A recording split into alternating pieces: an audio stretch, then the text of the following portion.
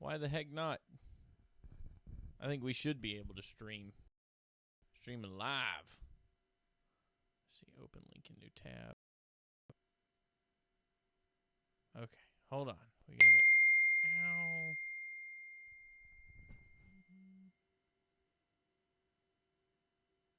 Share. Not.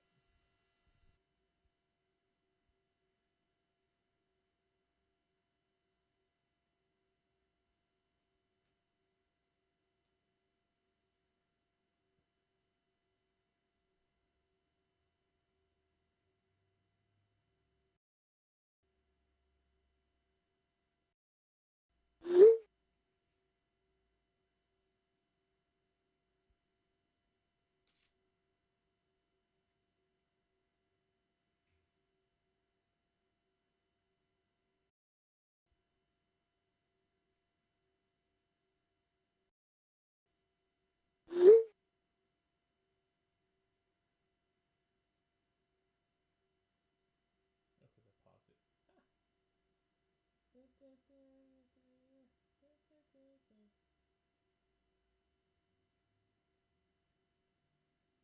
I think I'm trying to kill my computer or the internet. Oh, you're fine. Can you hear me? Yeah. Okay. I hear you fine. Okay. I'm got you going through, so you're going to hear me through the external microphone. So I'm going to sound crappy to you, but it was the only way to keep you from echoing back at yourself. You don't actually sound crappy at all. I don't? No. Well, then aren't I successful? Yes. I'm like so excited right now I could pee. Well, we need 6, 8, 4, 8, 8. Okay. Set. Save. Got it. All right. Save. And save. All right. So now the show is on the site. So we're good to go there. We're actually streaming right now. H&H show. What's our .com? HNHshow.com. Holy crap. Has it been that long? Like, what are we doing? Oh, no. Okay. Are you going to give me video or no video? Oh, yeah. Let's see here.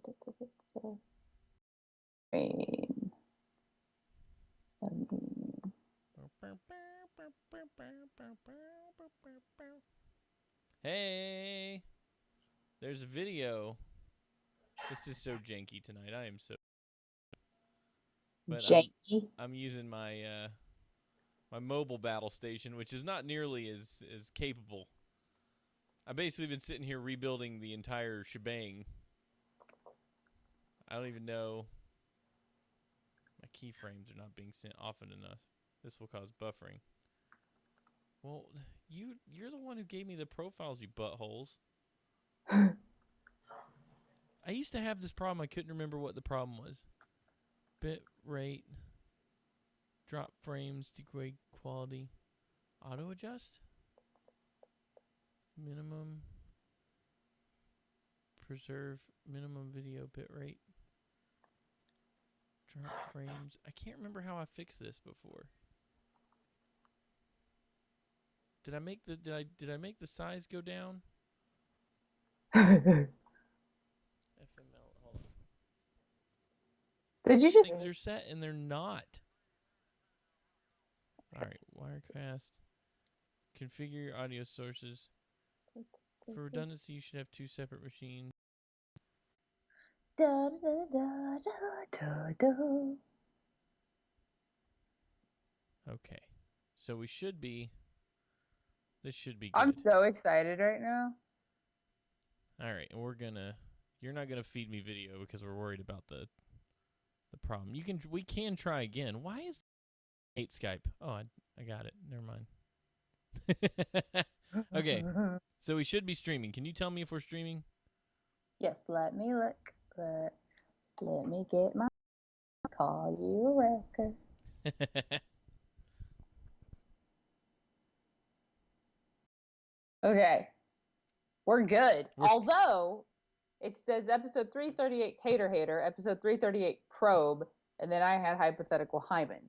So Which one do you want to use then? The raunchiest one. What, probe? Hypothetical hymen. Okay. We can use whatever. You just tell me what to type. Hypothetical hymen. Say that. Hypothetical hy. So Other way around. made out of a vagina. Okay, I'm signing in to my Google Docs. I haven't done this in a while. I know. I was like, I don't remember how to show. And Google's like, what are you doing there? You can't get into your stuff without answering 35 questions. You Harlequin is now accepting submissions. Let's write the raunchiest crap ever and send it published. Harley Quinn who? No agent required. I'm going to submit that piece of crap I did a while ago. You told me that we're not allowed to write raunchy humor or raunchy erotic novels. Take the vaginas and wee-wees out of it. I just suggested what was going on instead of going, he inserted his throbbing member into her delicate velvet petals. Is that what they call it? Yes, like every book I have ever read, there is the word velvety and throbbing. And I'm like, and pearl. Like, all women have pearls. We're a freaking oyster. Welcome to the SeaWorld buffet. Wait a minute, I'm confused. Okay, I'm gonna download this document. Web browsers are the devil. So I'm gonna file. Let's see. How do I export it? Download as PDF document. That's fair enough, right? Sure. 330 PDF, and then I'm gonna exit Firefox, never to go back in again. As long as everybody knows we're there, then I'm happy. All right, and for whatever reason, let's do one more thing here. Let's spread this out. There we go. Now more chats are visible. I can sort of kind of maybe see what's going on down there. Wait, are we still, what are we talking about? I don't know anymore. Hypothetical. Hypothetical hymen. Okay, I think I got it. Does that look okay? I know this isn't the prettiest episode you guys have ever seen. But that's because I'm in Boston. I don't know why I felt like saying it like that, but it did. Okay. I wrote jealous on my phone, but it decided to write Hezbollah. Be careful now. Literally, in my entire life, never wrote Hezbollah. I ain't never wrote Hezbollah, and now I have. But my phone, where the touch sensitivity is wonky, it is all Hezbollah all the time. Are you sure you haven't what gotten the a very? Hell is Hezbollah? I think it has. I think it's something to do with like ISIS or something. Isn't it a Middle Eastern thing? 3 seconds into the conversation, I'm already talking about Jews. You political activist, you. Yeah, I don't know. I don't. What? Somebody tell me what is. My mom just asked me if I need mom shorts. She said, "You need mom shorts? I have 6 Gap shorts." What? Wait, why would you need mom shorts? I don't know. Why would I need mom shorts? I'm a dad. I'm a dad. That's different than mom. Mom shorts are the ones that are way up high. They are not in a land down with under. With the 9-inch inseam. Look at my 9-inch zipper. Lots of things are gonna ding. I'm gonna try and get a second. Because I'm running the whole shebang. Wow. I mean, it's a Keurig, so it takes like 4 seconds. I need it. Chat. You don't need it. Go get the coffee. Okay. You could have made it by the time you spent talking about it. Coffee. Hi guys. I have missed you so very much. Gorilla H. Oh, I think that was my my mom texted me, and that was what the thing was. So many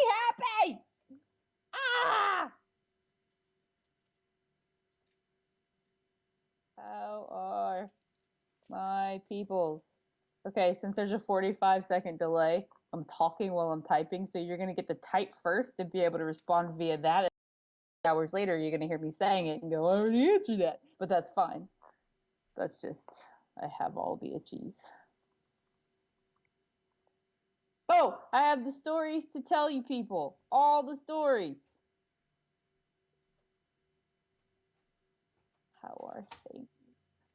Does anybody else do that? Do you guys type? No, I know you type, but do you talk when you type? Like even when I'm texting on my phone, if I grimace, like make a grimace smiley face, I'll put the like giant smiley face in there. Or if I frown, I'll put like a frowny thing or many hobbies. Am I the only one that does that? Does that? And if I laugh, I'll type lolish. I don't LOL because I've always hated that with a blind fury for some reason. For some reason. The coffee machine takes entirely too long. The Keurig, you're contributing to the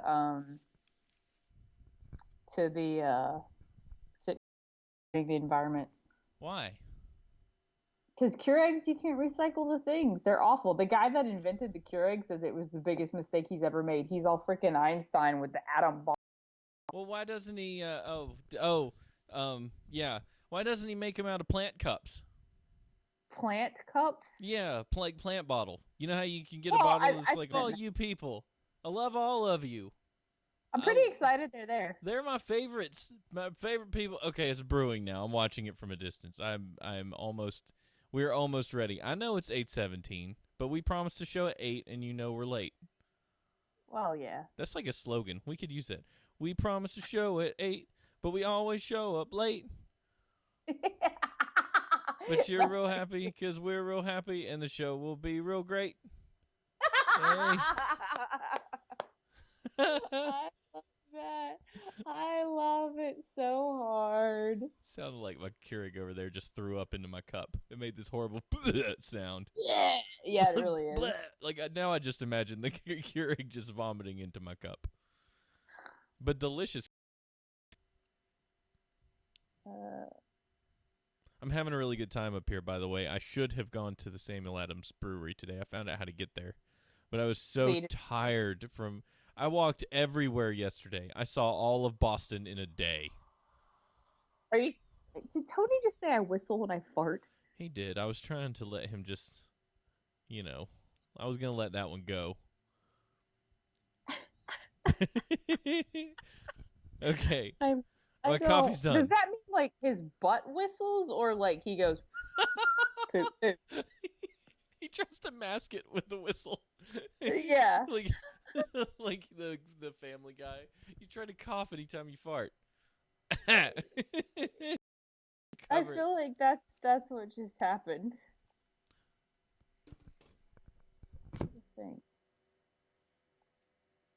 How did I do the wrong thing? What sucks? Oh well. I'm sure I'll find it again. I had a thing and I closed it. Now I'm sad. Because I can't find it. How to freeze bacon for easy cooking later. Freezing bacon's actually... Yeah. Oh, good Lord. So, I'm going to tell a story on the show. We're going to tell it on the show. We're not going to tell it now. Are we starting the show? Yeah, you want me to do it? Yeah, because there's all the stories and I want to talk to these people, but I'm like, must say. Oh. Okay, I'm going to do it. Here we go. In 5, 4, 3, 2, 1. Gentlemen, welcome to the show with no intro music or sound effects because, hey, we're back because we found our little bunny trail of breadcrumbs and we're following it to the evil witch's house where we're going to cook her and eat her. And that evil witch is the news. We cook and eat the news. That's what we do for you. But Steven! What? The news. So speaking of the news, like when we would do the show every week consistently, I had a very predictable way that I did the stuff, and I would go to this certain site. I would go to Ananova when we first started the show. I remember that. Ananova no longer exists because orangeco.uk took it. So I would just go to Orangeco. And then I went to Orangeco, and it's like this EE.UK bull crap that is now like a provider for your cell phone, and there's no quirkies, and I'm just like, what the hell Where? happened to my Orange Co? Well, where's They all the no British longer news keep the gonna come quirkies. from? So I had to go to Yahoo Odd News, and I'm like, this is not okay. That's not acceptable because Yahoo Odd News doesn't give us any kind of conversions we have to do live on the show at the drop of a hat. Right. We lose the British lingo. I mean, what am I going to do? This is ridiculous. So upset. So now I have to find. I mean, that had been my those had been my go-to for like 12 years. Yeah. Since we started doing the show, that's where you go. And despite my many attempts to try to introduce you to new places, you never used them. So you just went to the same old. I'm actually kind of shocked that you used Yahoo Odd News. Instead of just going, no, we can't do a show. Instead of just going no and closing your laptop and going home. We're done here. Yeah, so, but hey. How is your coffee? It tastes not good. I think I need, so I've got this coffee cream to go stuff that's supposed to make it taste French vanilla, and I put way more than I should in there. This stuff actually comes in this little squirt bottle. I'll have to refrigerate it, which was kind of weird to me because it's like a liquid. So when I initially put it in my coffee, it actually kind of comes out like icing. So you could kind of just spread it all over a croissant or something if you wanted to. I'm pretty sure it would be kind of the yeah, I know. I don't know what to tell you. You just said reminds me of jizz. That's because that's kind of what it. If you were so if you were just walking around and you were, let's say you were jogging, and one of these was laying there full in the street, and you stepped on it really hard and fast, it would look like somebody just all over. Because it's almost got that kind of consistency. I don't know how, but now I'm not gonna be able to put it in my coffee. If you hit it really hard and fast, it explodes. Yeah. Okay. Yeah, so if you want to get an experience, hit that. I'm so glad that you're in Boston right now. So yeah, I have such a nice view out my window. There's a Barnes & Noble across the street that's the size of the mall. I was in there browsing around. I got a self book today. Oh, what? I was standing in the I was having buyer's impulses, and I was just like, I need to buy something. So I looked through the computer books, and I'm like, I'll never learn to code by reading a book, so I'm not going to buy a book on Python. Forget that. So then I wander over to the sci-fi fantasy. I'm like, I have 5 books at home I need to read that I haven't read. And then I wandered over, like, I'm just browsing all these aisles, and I find this book that says, You Are a Badass. And I was like, huh. And you'll have to pardon my use of the term, but it's on the cover of the book. You did just say badass. I did. Well, it's on the cover of the book. You have to. I'll have to read it, because that's what it says. That's what it says. So I was like, I'm intrigued. Tell me why I am. And I started reading it. It gave me some interesting insight. And I was like, you know what? This is funny and cleverly written. I'm going to pick it up. So I got it. And I've some of it this afternoon while I was nap, but I didn't. And so I'm having a good time with it. Apparently, your subconscious rules your being. You want to go to the Grand Canyon, but your subconscious says, but that defies the rules that you've established as reality for the world you live in. That's irresponsible. And I'm like, yeah, I guess it is. And I was like, holy crap, that's the truth. So, if you want to go to the moon, well, okay, let's be realistic.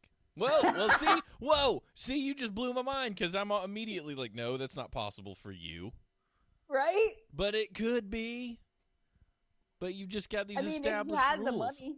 Yeah, if you had the money and you just wanted to go to the moon. They haven't gone to the moon since the Apollo missions. I mean, we're not going back. If you had some sort of... I have a question. So if you had the mental capacity and the financial whatever is at your fingertips to construct some sort of Earth to moon missile that you could put yourself... I've used so many words to not say anything so far. Would you be allowed to just go, I'm going to the moon, or do you have to like get who would you have to get permission from to go to the moon? The moon police. You need a pass. You need a moon license. You go down to the Department of Motor Moon Vehicles, and you tell them I need to go. The MMO. You go to the MMO, and then you register for your license, and you go get on a rocket. You hit it up to the moon. You go talk to Elon Musk. He'll put you on the moon.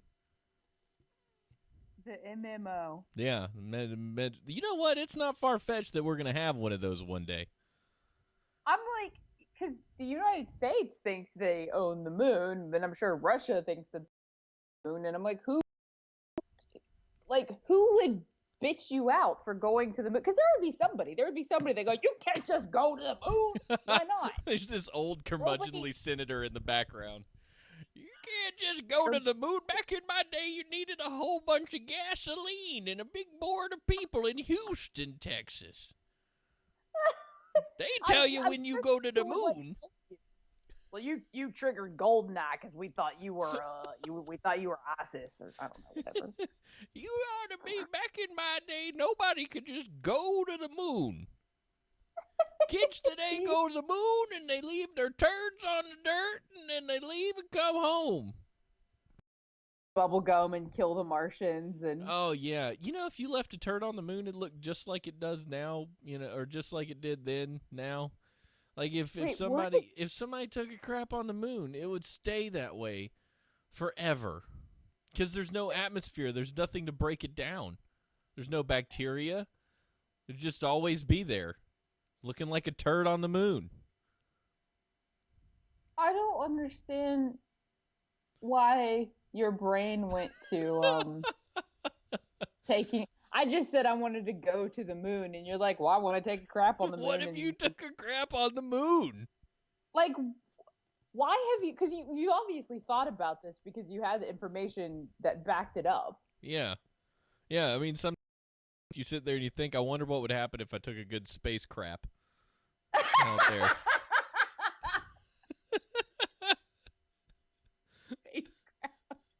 Park. Oh no, I don't know. Can I do it again? There's been so much discussion. Can people hear me? By the way, talk about it a lot. Can you hear me? Well, you can probably hear me. Can the rest of the world hear? Because Coleman up there, or who's referring to himself as Chris Pine's room, can't hear him.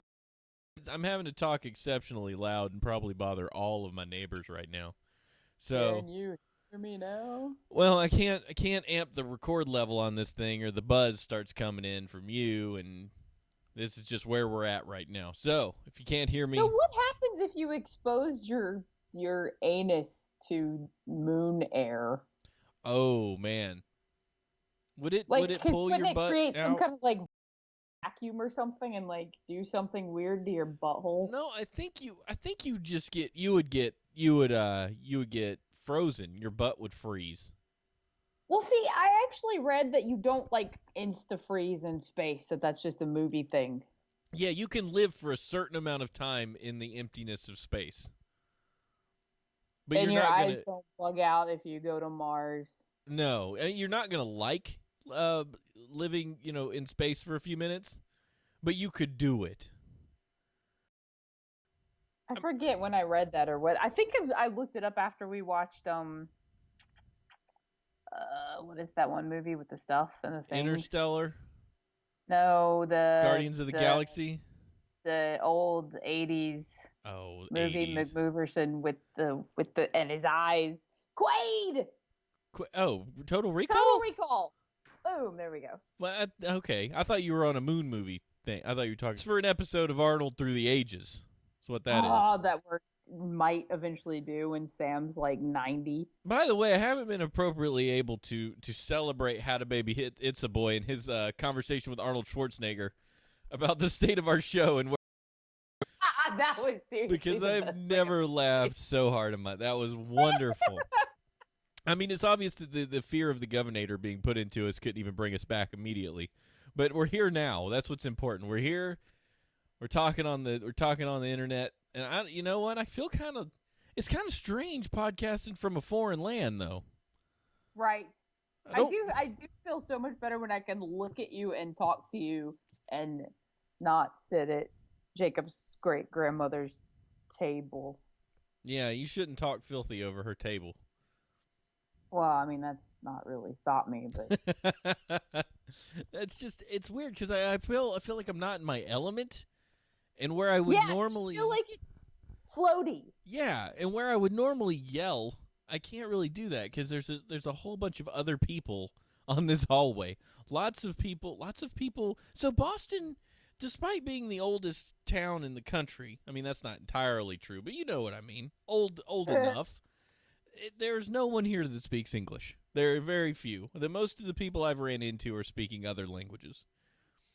In Boston? In Boston, it's amazing. I hear people everywhere. I mean, I guess people from like international people come over here and tour. Like, why would you go to Boston? Like, who tours Boston? Like, I don't sit there and go, man. But I guess if I was going to go to England, and I was like, I think I want to go to London. Maybe people who actually live in the UK are, why would you want to see London? What's in London? Maybe it's the same kind of feeling, Abby, I would go there. That would be kind of cool. That's like a big castle. Oh man, there's so many castle-y places in Boston. There's so much old architecture. It's older. Yeah, there's this giant church. And I had a very zen moment with my buddy while we were walking around Boston. He walked up to this church and he just touched it. And I was just like, "What are you doing?" And he was like, you see places on the internet sometimes, and you just get so used to seeing things that you forget what they feel like. And the detail that goes into them, I was like, you know what? That's a solid point. You can look at a picture of that church, but you can't touch it. But you can touch it when you're here. And I was like, oh, man, that was deep. I've never thought about that. I mean, I'm assuming in like 9 years we'll be able to like touch the internet. Oh, we're getting closer than that. Have you seen the HoloLens? Microsoft HoloLens is going to change the way we interact with things. What? You put on these goggles. No, he wasn't high. I know that sounded like a high statement, but he wasn't high. That was he's on LSD. It was definitely one of those things where you're just like, wow, you might be high. Because I was with him all afternoon. But the HoloLens is like a set of goggles you put on, and it's an ambient, or it's a augmented reality. So you put on these goggles and you see your room, but there's stuff in it from the computer. Actually manipulate 3D objects in 3D space while you're it's really interesting. Oh, is that where they like were building something with 3D paint? Yes, there's that kind of thing going on, and they've also Minecraft is going to integrate HoloLens into it. So you can kind of look at your world and stuff from the augmented reality stuff. What? Yeah. I know that we went straight like with the whole reality. We went straight to horror and like porn with that crap. Well, you know that you're always going to go straight to porn. Yeah. That's so always. Why would you want to walk around your house at night and see ghosts? Oh, you wouldn't. You wouldn't. But imagine. But really though, what if it was a Ghostbusters game, and you put on the augmented reality goggles and you saw like goofy ghosts? They're cartoony, and you shoot them with your blaster. Like that would be crazy. No. That would be crazy. I mean, you could do. It was kind of like when I was sitting on my back porch one day with Lando and Dave, and I was just sitting there looking out at this vast expanse. This is when we were in Bridge, that nice overlooking balcony that just you could see everything from. And I said, what if we lived in a world where like a giant earthworm popped out of the ground over there, and we all had to grab our assault rifles and go take it down? See, that would be super cool. And I still think there needs to be some sort of like, I know they have like James Bond ranches that are like super duper like hardcore CIA spy, but I think there needs to be like some kind of fun kill the zombie ranch where you are playing GoldenEye in big head mode with paintballs, but in real life.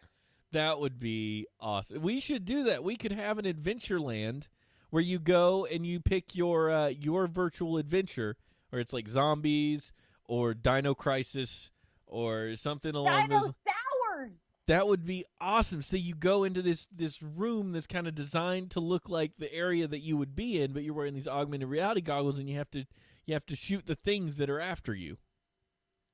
And yes, Like Chris that Pine's sort Roomba, of that's stuff. called Trimmers. I was thinking a lot about Trimmers at the time. That's the what Tremors. I feel like we mention Tremors at least every other show. Trimmers that's because it's an American classic. It was, I mean, what other kind of movie is? It was basically the plot of Predator, except the concept was get to the cat. You got to get to the cat. Nothing can move the cat. That's a 20,000-ton machine. Nothing can get the cat. We got to get to the cat the whole time. It was like get to the chopper, but different. We watched Expendables 3 the other day, and Arnie was in it, and he actually says "get to the chopper," and I about lost my mind. The Expendables is all about banking on nostalgia for people. It was so awesome. I'm like, they did it! Holy crap, that's wonderful. Well, if they're willing to throw out a Chuck Norris joke in one of those movies, they're definitely willing to do a chopper joke. I feel like Expendables 3 wasn't nigh as good as the first two, but the whole get to the chopper thing was perfect. It's kind of hard to say Expendables 3 wasn't as good as the first two, but the first two weren't really the best movies ever made either. They were funny. They were this fun. One was more, this one was just kind of they put a woman in there and she couldn't act, and it bothered me. Well, they also, I think after the movie came out, and it didn't do real well critically at all, which, I mean, the other two didn't either, but amongst fans, it didn't do very well. And they were saying that they really regretted not pushing for the R rating. Oh, really? Yeah, because it's a PG-13 movie. The other two were rated R because they wanted to get more money out of it, get more people in the theater. But really, people were going to see it because it was an 18 at heart, and it was rated R at heart, and to make it PG lost some of its soul. Yeah. It's like PG-13 because everything Die in the Hard. 80s was rated R. Like, everything. Yeah, if you go back and look at it, our rating system is jacked because everything that was rated R is now like dumbed down to PG-13, or PG-13's gotten more hardcore, you know. So it was really weird how it bounces out. I read an article on it one time. Reiterate any of it, so I don't even know why I mentioned it. But there's an article out there about the state of the rating system in America. So I do want to see the Expendables 3, but I haven't seen it yet. Okay. You know what I did see? I saw World. I mean, can you do it again? Do what again? Can you talk about it again? Jurassic World? Uh-huh. Oh, yeah, I can do it again. Okay, go for it. No, this is from the earlier thing where I said I don't know if I can do it again. Where are you? Right. Are you getting Are you getting a scotch? What's that sound? That would make for a really good show. It sounded like somebody was making a scotch on the rocks. That is actually exactly what just happened. Oh, well, good. Get a wee dram. Not me. Because I'm a wino. You're not a wino. You're a rummo, and you know it. No. Oh! Well, you do you, and then I have a story. I'll do me. Does it have anything to do with Jurassic World, or you want to say it now? Well, no, because I have comments for Jurassic World, but we were talking about alcohol, and then it made me think of Heck, and then I was like, well, we were talking about Jurassic World, so we do that first, and then I'll talk about Heck. So we talk about Jurassic World, Heck. I have a story about Mike's Pastries, and then some other. So this all works. Right. We're good. Okay, so cool. So Jurassic World, a brief review. Okay. Have I talked to you about it yet? So we talked a little bit, and then we thought we were going to be able to do a show that night, and so we're like, well, we'll save it, and then we didn't get to. Oh, then we didn't. Okay, so we're good. So my thing, I enjoyed Jurassic World. I enjoyed it. It was a movie that I found entertaining to a degree. That being said, it was not nearly as good as the first one. It didn't even scratch the surface of being as good as Jurassic Park. And one of my main issues with the movie, so I loved it. I loved it in a way that you love being able to get out of your house when you have a small child at home and go on a date with your wife. And to pick a movie that seems like it's fun and it ends up being fun. That's how much I loved it. But the thing about it is it was trying to do all the things Jurassic Park did again, but it didn't execute them nearly as well. And then Right. I say that because I look at scenes from that movie, and this is it's a little bit spoiler territory. I'm not going to spoil anything really that you don't know is already coming, I don't think. Right. But, okay, so you got two kids that are in the park that find themselves in a dangerous situation. That's replica of the first one. Exactly the same, right? Yep. You find yourself with the computer nerd with the messy desk. This time not a bad guy, but still computer nerd with messy desk. Sarcastic humor, Yep, right? Dennis Nedry. So then you find yourself with the woman yelling "run," which was just The only flashback that I thought was that gave me the happy, good feeling. The rest of it was. Go ahead. yeah. You have basically the Tyrannosaurus stepping on the Jeep scene made over again, except this time it's a little beach ball with people in it. But it's the same scene. It's the same scene. Right. It's definitely the same scene. There's the little nod to "We Jumped" that was in there. So that was all the same all over again. There's the "spared no expense" guy, which is fine because that was like carrying on the tradition of John Hammond is Right. What? Sarah Lee, you've never seen the first one? Sarah, what the actual crap? What? How are you dating Chad, or how are you married Oh. to Chad and haven't seen the first one? This is a disaster. This must be corrected immediately. You know what? You know what says everything that we could possibly say about Jurassic World? What's that? Sarah saw Jurassic World and liked it. She's going to go back and see Jurassic Park and like it more. And that movie is 15 years old. That's okay. Then you're hitting a really important point of this whole experiment that Jurassic World was. They go on a little bit at the beginning talking about how people are bored of dinosaurs. They're now just there. So they have to come up with new exhibits that make people more interested in what's going on. And to me, that was almost a direct parallel to how we view computer technology in today's movies. We're no longer impressed by giant monsters because we see them all the time. We see the world being threatened for mass destruction, and it's believable at least 3 times a summer. The world is always going to explode in whatever movie we go watch.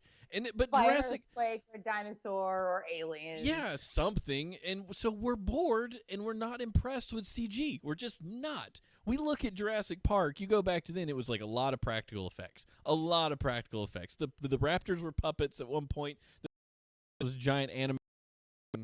And there was some CG. And oh my gosh, the CG they used wowed us. But they had to use it sparingly because they didn't have the resources to make the stuff that we make now. It's become so commonplace that we don't even acknowledge it. Except when it's really bad, and we're like, that's really bad CG. Awful, right? It looks really cheap. But when done well, we're like, holy crap, that was really good. But we're not impressed with the world and getting destroyed anymore. It's not enough.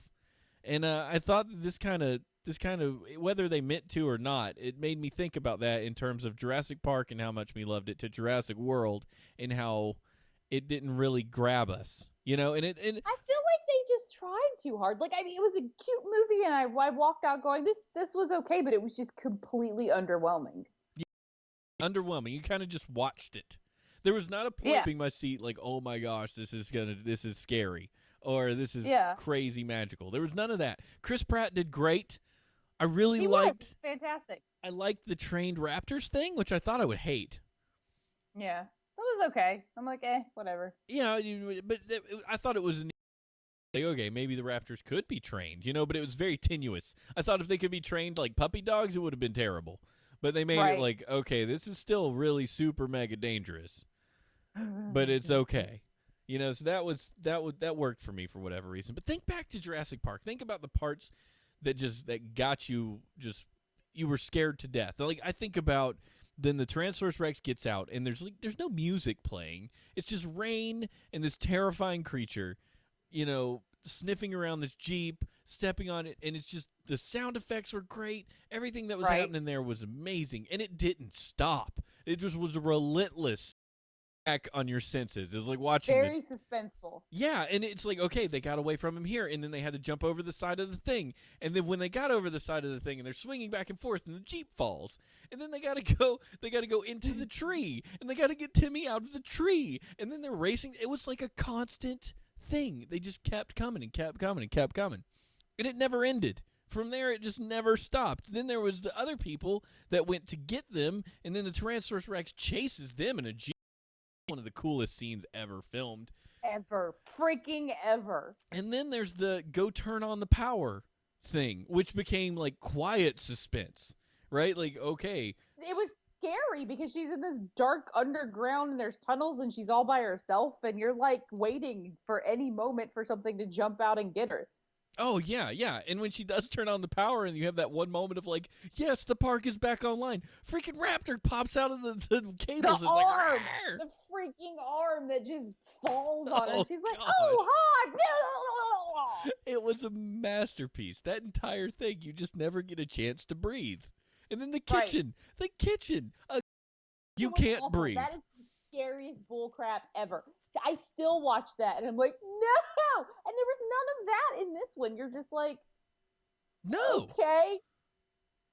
It was All masses right. of people running. It's like they tried to do it when the dinosaur was like at the Jeep in the old place, and he was kind of sniffing around. But that didn't feel suspenseful to me. No, because it was over so quickly. Like everything ended so quickly. Everything was. There were so many subplots in that movie that they were great subplots, but they weren't. I mean, like I told you before, they have this pool of awesome, and they had little lily pads on top of the pool, and they were the fairy that was jumping from lily pad to lily pad, dipping their foot in the awesome, but not just diving in. So they could have left the subplots out and really concentrated on the main plot instead of. I feel like they just kind of skimmed over all of it just to fit it in. Yeah, exactly. They just were like, we need to hit these. This is what we're going to do. And but sorry. There's no actual depth. I remember John Hammond saying they clocked the T-Rex at 40 miles per hour, and a woman in heels outruns him. I know. I can't let that go. And that was apparently the same T-Rex. It was the same T-Rex from the original park. Which, I mean, I appreciate that, too. It kind of tied it together. But you tell me who went in there and wrangled these dinosaurs and got them to where they needed to go. Like, how do you do that? Because they were supposed to die, right? Like, they had those 6-week things where if they didn't get their shots, they would just explode. No, it was the lysine in the plants. Or the lysine that they fed them. Whatever. Yeah. Like, I take lysine, but I'm not going to die if I don't get it. Well, they needed it. For whatever reason, they needed the lysine. I remember that because Samuel L. Jackson was rambling while he was chain smoking. Hold on to your butts. Hold on to your butts. That's the best line in cinema history. So the thing is, I still quote Jurassic Park. On a weekly basis, I still quote, are there going to be any dinosaurs on this dinosaur? Like, if you're waiting around for something and nothing is happening, like, I still say that. And, it's something, like, when you're on a roller coaster, hold on to your butts. Like, it's still just perfect and quotable and wonderful. And this is just... It was fun to be there, but you didn't carry it away with you. No, right. It was a summer movie that I could watch again, but I'm not excited about. I heard Mad Max was fantastic, and I still haven't seen that. And I hate that when you become like a quote-unquote adult, you don't get to see movies anymore. You know, I've heard nothing but good things about Mad Max. Like, 0 people have said it was bad. I had one person tell me it's changed his perspective on action movies. Like, it's except for the feminist, the whole, it's a feminist movie or so, I don't know what. People are dumb. Can we just go out on a limb and say people are dumb? Because they are. If you've learned nothing from Horseshoes and Hand Grenades, it's that we believe people are dumb. And if people would quit, people. You know what the problem with people is? Let me tell you. Let me break down the general human condition for everybody. Let me lay some truth on you. Let me lay some truth on you. People sometimes are out for an agenda. They think everyone has an agenda. Everyone who does anything has an agenda. If you go buy a popcorn from the cart where the man is selling popcorn instead of the cart where the woman is selling popcorn, somebody's going to look at you and call you a sexist. Why would you Right? go to the man's popcorn cart? There's a woman's popcorn cart right there. And you could have a perfectly good explanation. Like, this guy has, like, nacho cheese covered popcorn, and that she's just selling buttered popcorn. I wanted the nacho cheese. But this is unacceptable. It is unacceptable. They will not believe you for a second that's a legitimate argument. You're going to have Right. somebody throwing stuff at you. What do you do? Get out of my place. You're a terrible person. I don't get that. You can't buy a cake from me. Yeah, I don't get that. I just don't. But people do that. They'll look for something. They'll be like, "This is a nice piece of popcorn movie entertainment," and then like they did the same thing with Jurassic Park. They were like, "The female in Jurassic Park was a stick figure," but the other guy was very charismatic. It was like maybe that was her character, butthole. Sometimes You're an asshole, sir. you are, because the thing is, like, sometimes characters are written to be a character, to be what a person might be, you know. And there are people like her out there, you know, that are just like, I do my job and don't care about anybody, and I'm very this Right. and that, and I'm very proper, and I wear white, you know. I did. So her running. This is one thing that drove me nuts through the entire thing. Dinosaurs are attacking. You're a female and you're wearing high heels. Let me tell you what the first damn thing you do is. You're going to take off your shoes. You're not going to unbutton your damn shirt and tie it in a knot around your waist. You're going to take your heels off. Exactly. You break your damn leg, woman. You've got to take the heels off, but then you'd be barefoot. Moron. You know, she kind of had to choose. Okay, would you rather be hobbling around with a broken ankle? That's actually where I thought they were going, because you know that the chick is limping in the first one. I'm like, they're gonna have her twist her ankle. She's gonna be all limping with her shirt tied around her waist, going roll. Yeah, because she did kind of. I guess the girl from the first one had her shirt tied around her waist too. Yeah. But this one, her clothes continued to rip further and further off as the movie went on. Well, it was like a Prince of Persia, but for a girl. Prince of Persia. You know, the movie that was worst about that was Galaxy Quest. Sigourney Weaver's outfit by the end was basically a bikini. That was awesome. But Galaxy Quest was a great movie. It was a very satirical thing, and it was perfect. It was so good. That's a movie that just didn't. I don't think it did well at the box office, but it's such a treasure. Like, you can go back and watch it. That every couple years. It was wonderful. It's so good. It's so good. I watched it maybe a few months ago, and I was like, "Holy crap, this movie's so great!" Yeah. Oh man. Well, this is a good conversation about Jurassic. So in the end, out of 5 stars, I'd give it like 3.5. Yeah, I mean, it was a good summer movie, but meh. Yeah, meh. But I mean, it made a ton of money. So let's not kid ourselves. They're coming back for Jurassic World 2. I mean, I hope that they try to do something with it. I hope that the second one is much better than the first one. I don't know where they're going with it, but it seems to me like they really want to drive home that dinosaurs as weapons concept. Which, if you remember from a few years ago, there's a bunch of concept art going around that Jurassic Park 4, because this movie's been in the works forever. Like, they've been rehashing and rehashing it. That Jurassic Park 4 would involve dinosaurs with lasers on their heads. And everyone was like, that's the stupidest thing I've ever heard. Please never, ever, ever make that happen. Because we're coming off Jurassic World 2, or Jurassic Park 2, which didn't do well, and critically anyway. And then Jurassic Park 3, which was a total piece of garbage. So you had to have a win, and people were like, Jurassic Park 4, dinosaurs with lasers on their heads, give me a break. But they're going that way because they're talking about weaponizing the velociraptors. So there's a paleontologist that Jurassic World hired on hand, basically, and he was talking about how they should have been little things. He would have combined them with frog DNA, like they talked about in the movies, how they would have basically been frogs. Yeah, that was the guy. Jack Horner is the paleontologist. But they kind of touched on that in the movie, though. They were like, you didn't want the real thing. You wanted something fearsome, so that's what we gave you. You know, so they were alluding to the fact that's why the raptors don't have feathers. Because you had to satisfy all the people that were like, dinosaurs have feathers, because that's kind of the thing now. Right. So you had to satisfy them, so the only way to do that was to throw in a quick little blurb that just says, this is what we got, this is what we designed, not what actually ever existed. It's like they broke the third wall with that. You're like, you're talking to me. Yeah, you're expressing this to the audience because you know there's a bunch of people that are going to post.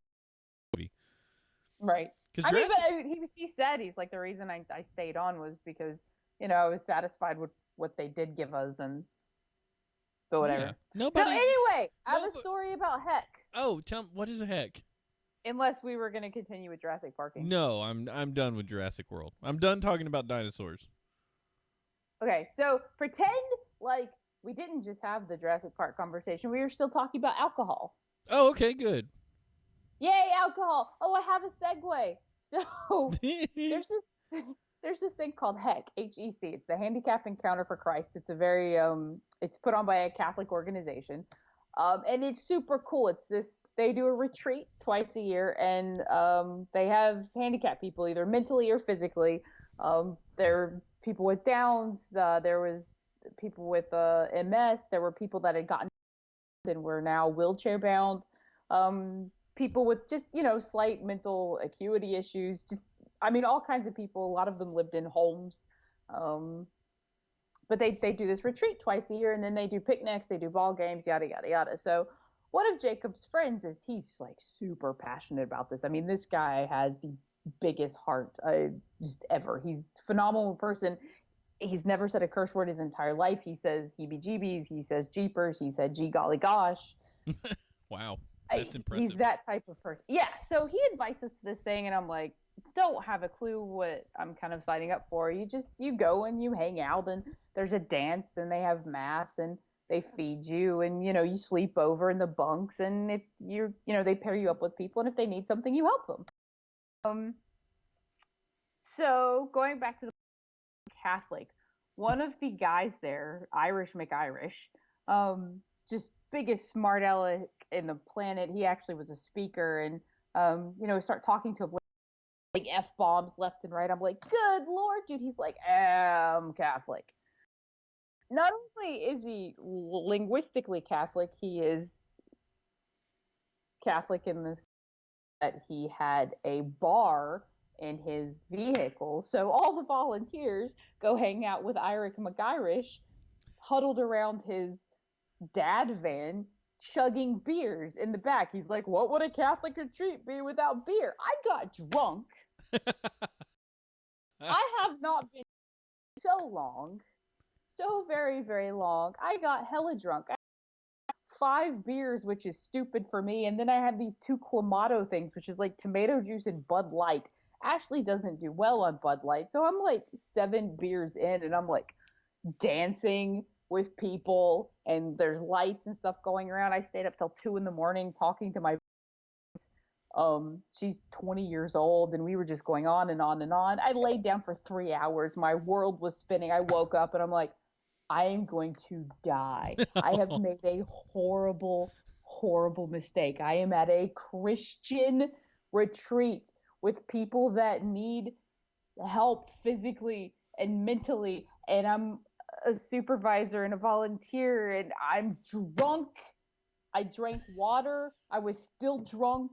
I was hungover. I'm like, this is so awful. I ate bags of Cheetos, just bags and bags and bags and Cheetos. I downed coffee, anything that I could get to absorb the shit in my stomach. I was just like, Jacob walks up to me and goes, how many bags of Cheetos have you? Like, weren't we just talking about eating healthy? I'm like, don't talk to me. I will vomit on you. That's the best story I've ever heard. It was awful. It was like, I woke up after 3 hours of laying there spinning and going, you have made a mistake. You have chosen poorly. See, but why didn't you just look at this van and go, this is a Pandora's box from hell? I was having so much fun because I was the only chick there, and all these guys were like scientists and like Nobel laureates and people that do chemistry stuff. And I'm like, and when I would talk, if somebody would interrupt me, they would go, no, let the lady talk. And I'm like, that's right, bitch, let the lady talk. At your Christian retreat. So I was essentially back in college. It just didn't stop. That's the best thing I've ever heard in my life.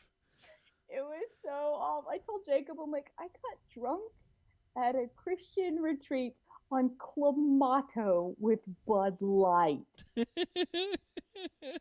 Oh, it was awful. That's Okay, I'm done. fantastic. No, I wouldn't have expected that, from a Christian retreat. To But have, I say Christian, but what I mean is Catholic, and that has very two.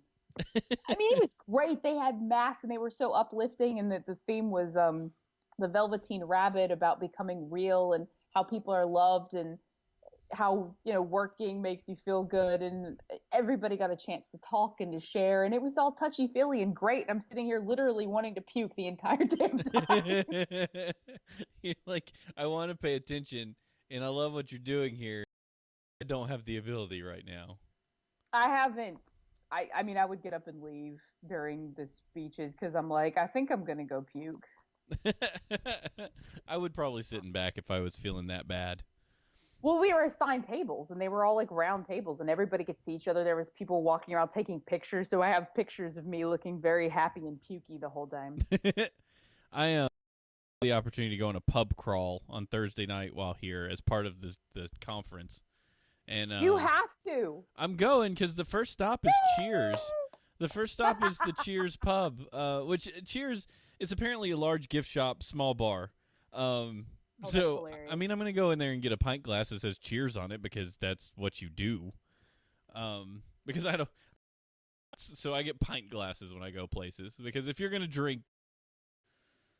Right. So, yeah. So I'm going to go there, but I want to kind of do the whole crawl, but I have to get up and go to the airport in the morning. I'm like, well, you know what? Jacob, there is no better way to fly than drunk. So, well, I don't want to fly drunk. I feel like that would be a mistake for me. I don't want to be drunk in public. I want to be drunk in a bar. I want to be drunk on a plane. I saw the best way to have sex on a plane. Okay, you got to finish that one. So that really was just awful. So it wasn't a porn; it was a funny video. And if you're on the plane with your significant other, really loud argument, just yelling and making everybody uncomfortable. One of you gets up and runs to the bathroom, and the other one runs and follows you, and you're like, "You are not walking away. We are having this conversation now." And lock yourself in the bathroom and keep yelling the argument, but go at it sexy time, and then come out and like settle down and make up. Just kind of apologize. Sorry, I didn't mean for you to hear that, but you've joined the Mile High Club. That, you know what? An air marshal's going to shoot you in the butt with a tranquilizer, something like that. That's what would happen. In today's day and age, nobody's allowed to argue on a plane. It's just not going to happen. The air marshal's going to be like, I don't think so.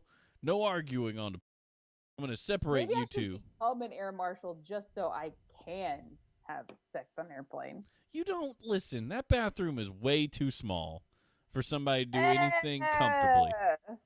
I say comfortably. I just don't. I mean, but I'm different. I'm a very traditional person who just thinks you need to be in a place that's safe for you and everyone else around at the time. And I mean by your significant other, by your wife or husband, kids. In the bathroom having sex. You can't go in. No, you're not. Do not tell the people to do these things. No. Speaking of, I was browsing around the bookstore earlier today, and I thought to myself, I said, I want a book on one of these shelves with my name on it. That's my goal.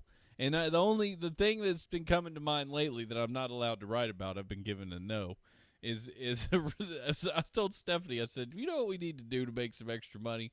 We should write some superhero-based erotic fiction.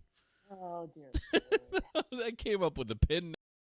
I had a really good plot, which is not usual.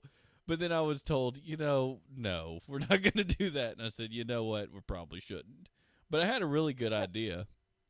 So how does Steve Rogers go from you can't have sex in an airplane to hey, let's make superhero porn? Well, it was a passing thought. I didn't actually do it. Yeah, but you came up with an idea. Well, that's because my brain was in overdrive at the time. It made up the idea in like 5 minutes. Because you're like, heck yeah, superhero porn? Yeah, I mean, what? There isn't any. I mean, there probably is, but it's like fan fiction. You can't go to a store and buy. You like, I had my own superhero. I even had a title for the book. oh jeez. It was awesome. So I was sitting there. What's the title? So the title it's based in Las Vegas, and the title was "Luck Be a Lady." Oh jeez. You know, like the Frank Sinatra song. And it was gonna be. It's gonna involve a supervillain called that was like this really dude that was running a major casino. How he was gonna play into it, but he was gonna be like a. And then there was this, the girl that's innocent, and she was gonna be Lady Luck was her superhero name because she could actually influence the outcome of random situations. And somehow that superpower was going to lead her to a superhero guy like Superman, who really had some kind of issue that she helped him deal with. Like 50 Shades of Beat Me to Death? Well, I've never read that, but if that's somewhat like it, then yeah, it's this probably what I was going for. So it's going to be really good. I had a really good plot line. I mean, I wouldn't know how to write any of the other stuff, the stuff that you have to put in it in order to call it erotic fiction. But if it's just from a general story perspective, it was pretty good. I was pretty proud of my plan. I feel like the two things that you did to make a book, any book, whether it be, Throbbing Wet Willie in Search into Velvet Caresses book or Teen Heartthrob, different type of throbbing book, is you need a character, the main protagonist, that is pretty and homely. She can't be too pretty or women aren't going to identify with her and they're going to hate her. Right. And then you need a guy with all the problems ever, or like one big problem, like I'm a vampire or I like to beat women, that the woman can fix, because that is just emotional porn. And you can sell that bitch like hotcakes to chicks, because apparently chicks need emotional porn. Like all the emotional porn ever. Oh, so broken dude, girl who wants to fix broken dude. Homely woman that gets everything somehow, but you don't really know why. It's like Bella from Twilight. Like they explain her as kind of but everybody loves her and everybody asks her out. I'm like, if she's meh, then why is everybody wanting to be her friend, and why is everybody asking her out? She's really meh too. Like she's really, there's nothing interesting about her. She feels like she needs to throw her off a cliff because a guy left her. Exactly. So you need like that I don't know. I feel like I get on Twilight all the time and I want to vomit like Clamato vomit. I'm not okay. So I was sitting there thinking one day, I was like, if you're gonna write something, you need to write some sort of teen fiction. Like we could write, like if you and me got together, we could write some really awesome. That's what I'm doing right meow. Well, why am I not included in creative pursuits? Because I feel like I need to be really bored here, or this. Oh yeah. Because I'll let you know if I get bored. Yeah, but you don't do it in an annoying manner because you know what it feels like when somebody critiques your writing. So that's the danger of any creative pursuit. It's the feedback. The feedback hurts. Like, and it's all about, it's not that the feedback is wrong. Feedback is good. It's learning how to embrace it and roll with it and go, okay, that part is not good, but that doesn't mean I'm not good. You know, like, that's impossible to accept. Really is. It's so hard, but we identify we put ourselves, like we are our idea. So if we have this idea or we have this creative thing and we push it and we write it and we're all excited about it, we are that idea. So when someone comes back and says, this part is kind of, I don't really like it, because we immediately get defensive. It's just like someone told us that our face was ugly. You know, something essentially, yeah. Yeah, but that's not what it needs to be. And so there's so much in learning how to take someone's feedback and not go, that's not that they don't like me or that I am not capable. It's that this truly doesn't work, and I need to figure out how to fix it. It's not like I'm broken, this whole story's crap now, I'm horrible, I've been rejected. Like it's I read that in so I read a book by the guy who's the president of Pixar, and that's their whole thing, because he's like, we are a corporation of ideas. We're people that come up with ideas to make into movies, and if everyone place takes everything personally, we cannot be successful. That's very true. So they all have like exercises and stuff they do in conferences or in meetings that they have to try and help everybody work through issues that exist and make sure nobody feels like they're being attacked or that they're, at fault. It's like, no, you are not bad, because this is brilliant. This part is bad. This idea here is bad, but you can fix it. It's not even bad. It may just not contribute to the overwhelming awesomeness. It's not as awesome as the rest. Right. It might be that side story you're trying to build in just isn't Never working. tell anyone that their writing is bad. No, unless their writing is bad. No, don't tell people their writing is bad. It'll hurt their feelings. They'll never write again. We had exactly, yeah, because creative people are so easily crushed. It's awful. Like, you get up. I mean, the highs are high and the lows are awful. But at Hope, at the church that Stephen and I go to, there was a that came and spoke, and he was comparing, writing the Bible to writing fiction, and why the Bible can't be fiction because of whatever. But he's like, I had 45 pages cut out of one of my books that my editor said this just doesn't advance the plot. And I was sitting there and I'm like, I know how it takes to write 45 pages and like final draft and be happy with it. And for someone to say all of this chunk needs to be deleted, I would vomit. Yeah. That's a lot of time and effort, and you really do. You just kind of like pour yourself into it. You're like, this is awesome. You can't see the forest for the trees, is something he said. And I'm like, that's. I mean, one of the things that Stephen read for me, I was like all into it. And Stephen's like, yeah, I got this is great and all, but this section here was just kind of, it needs to die in a fire. And I'm like, but it's hard. And plus, like, I know you gave me your book, and I gave you some of my thoughts, like the part where I started to fall off. Right, yeah. And that's not what you want. You want to keep them. I tried to deliver it in such a way like it's not bad. It's all very well written, but it felt like it went long here.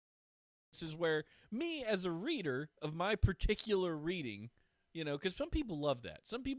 Everybody likes different things, and that's fine. Right. Me as a reader was like, okay, this is a part where I kind of lost interest. Right. And some books you can push through, and you get to the next part, and you're like, this is great, but you shouldn't feel like I've got a part, and if people can just push through it, they can get to the good stuff. It's like, no, we want to make sure they're engaged the whole time.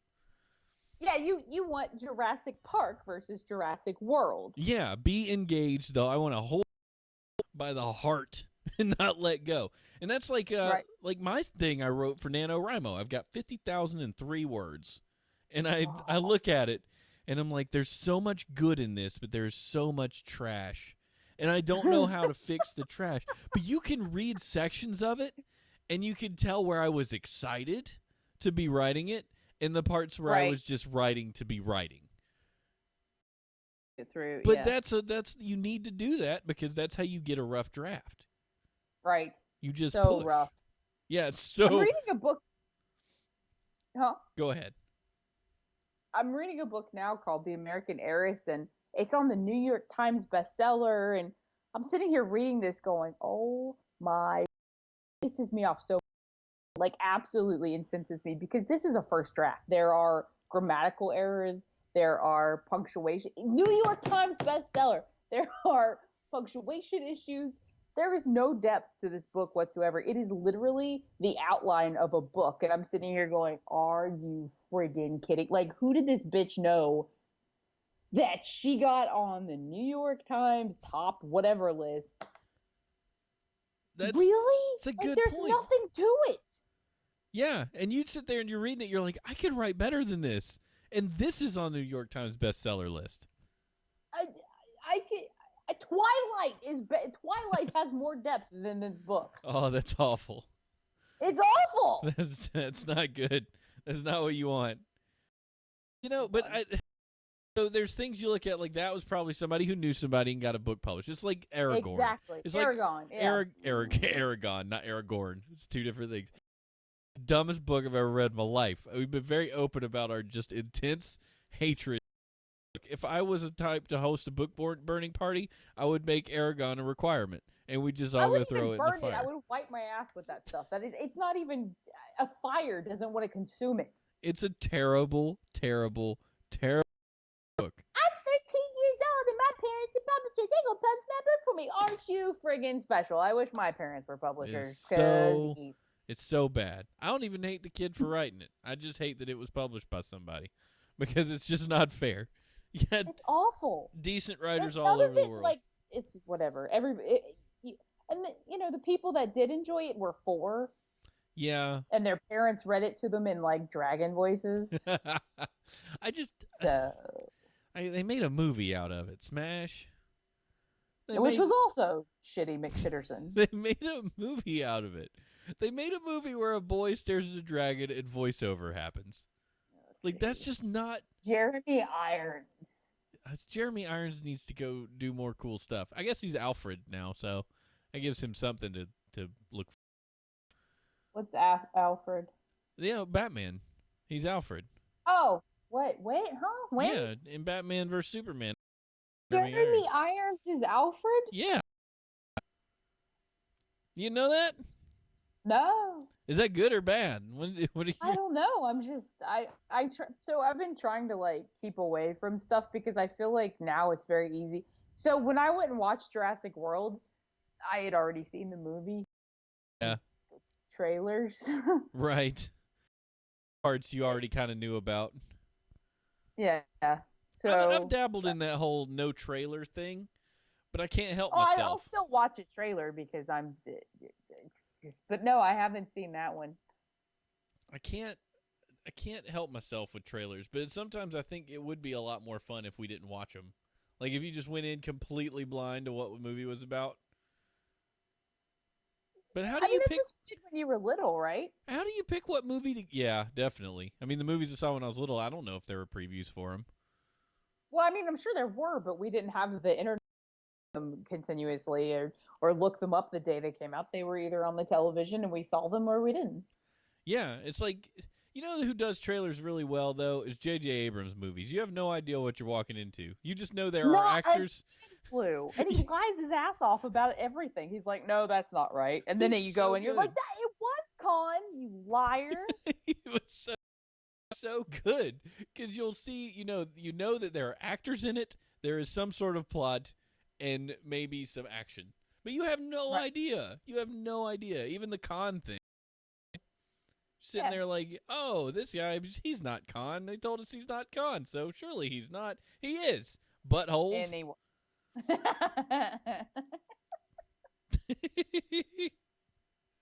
What are we doing? What kind of show is this anyway? I don't know. I was going to say we just our show. I feel like this is just a phone call.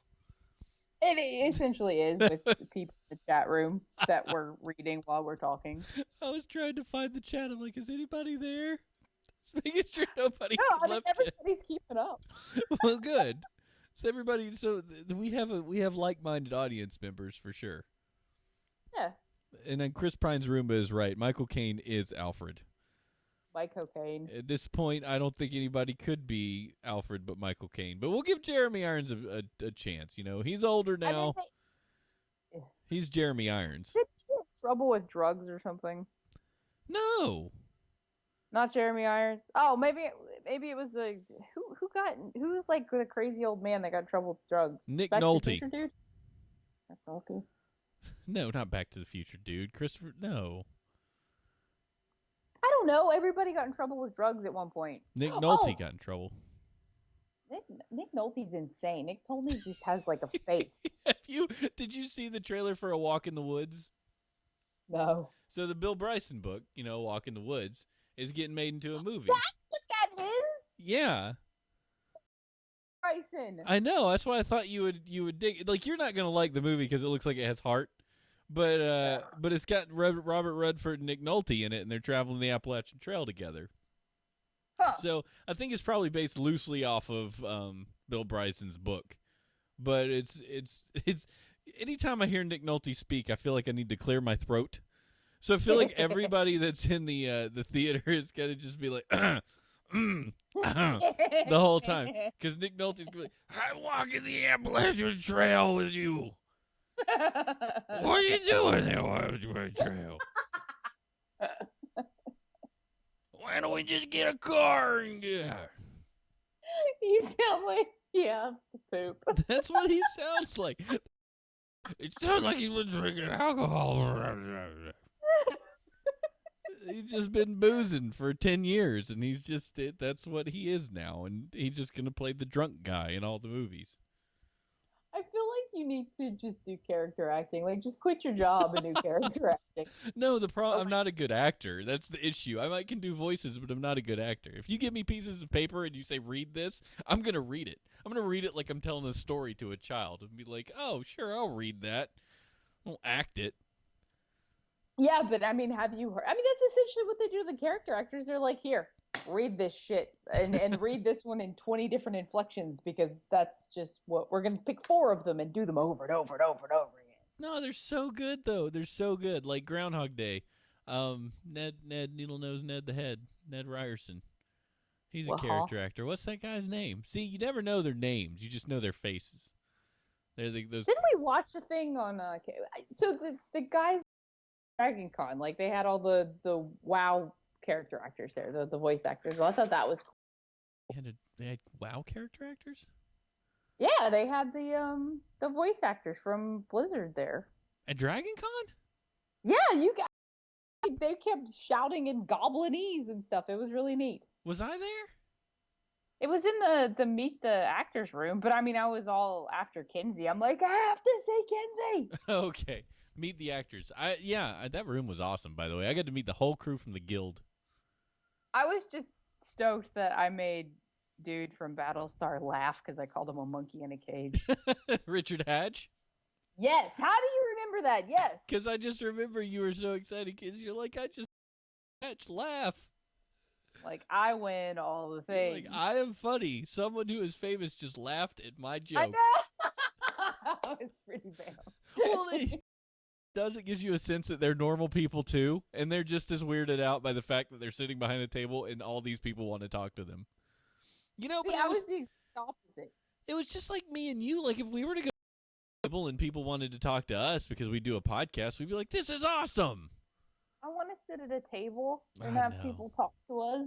You know, we should do it. I've got this book called "You're a Badass" that should I really help me. I feel like I need to see this.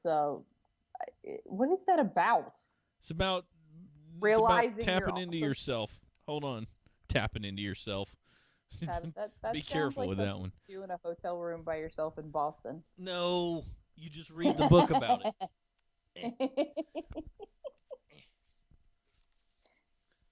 I feel like the word hymen is very close to him, and it's very confusing.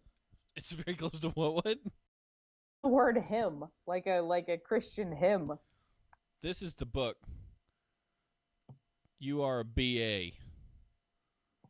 You are. It's written from a chick's perspective until after I bought it. Does it say she? Yeah. So this is for women. But you know what? It was. This is for women. That book's the secret. Yeah. Badass. I'm going to read it anyway. Because it seemed like it was actually kind of clever. There's a lot of swearing in it. Didn't know swearing in it. I feel like you just saw the cover and you stuck it in your pocket. You're like, yoink. Like, I'm buying this. Yeah. Like, you didn't actually squeeze the fruit before you bought it.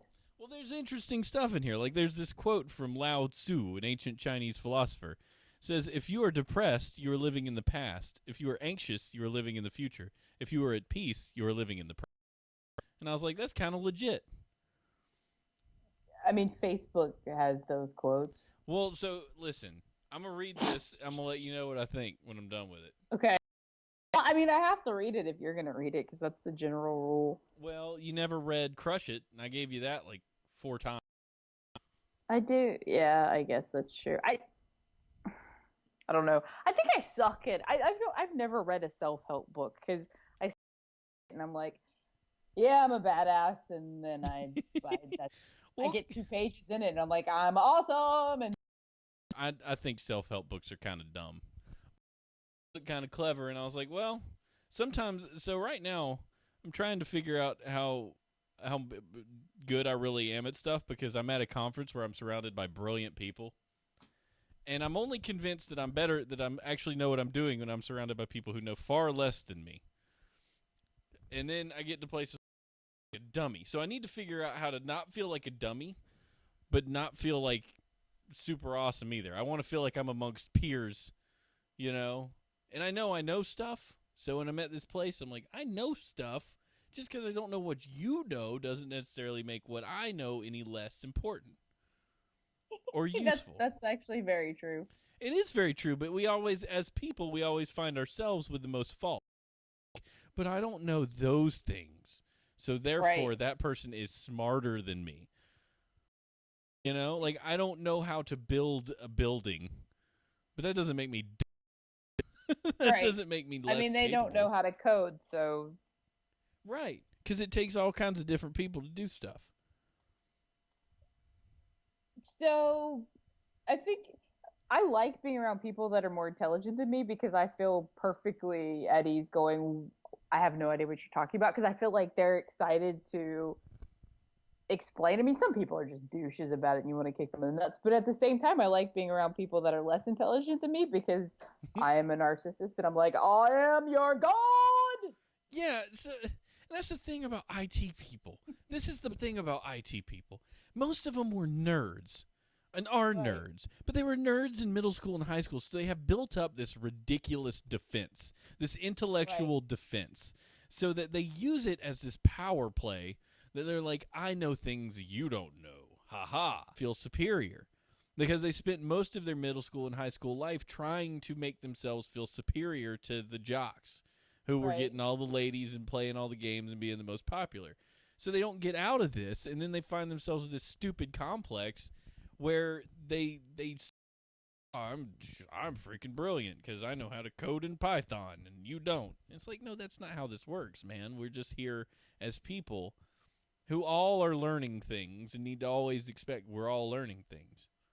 Or maybe Right. that's just the impression I place upon them because I feel like that's how a lot of experiences I've had have been. Well, I mean, you go into like sarcastic overdrive when you get around people and With you feel like are being jockified. Yeah, well, I mean, some people. I guess you're right, but not with like my fellow man, like my people. No. Not when I'm at Yeah. Dragon. Not when I'm No, when like you're at Dragon Con, you like just we need to one's my friend here, but I feel like someplace like here, I'm not out for not out for friends. But at right. Dragon Con, you're out to find your people because it's a gathering of like, Right. do they have something to offer? You know, that's what it seems like you're here for. I feel awful that I haven't seen Mad Max. Horrible human being. You should don't worry, fine. I'm upset with myself. Well, I know the feeling. I understand because I haven't seen it either, and I Yeah, but I don't have a kid, so I don't have an excuse. well, you've got a boyfriend. That's about the same thing, I guess. Yeah, if it's a boyfriend that isn't quite as keen on spending $20 to go see a movie like we are, then it's Right. it becomes the same struggle. Yeah. You know, The I struggle can't go still. I can't go because my baby keeps me at home. You can't go because your baby keeps you at home. I mean, I really? have Diablo. Yeah, see, you can play Diablo. I don't play Diablo anymore. I start trying to put my child to sleep at 3 and or it's 7 and we finish sometime around 10. That's awful. He's so It's hard just to put to bed. He's awful. so that's why I was telling like you guys I would love to do a podcast at the time that I want to do the podcast, but it's usually right around bath time and then bedtime is just a struggle. It's a struggle and So I we can't can start leave. doing it early. We can start doing it like on my drive home from work. So I'm like, I can't leave. I can't leave Steph alone because she's been with him all day, like all day. Right. Like I can't just abandon her and be like, okay. Have fun with your struggle this evening. I'm going to go play for an hour and a half. So it's hard. It's not want to do the show. I want to do the show. I think about it every week.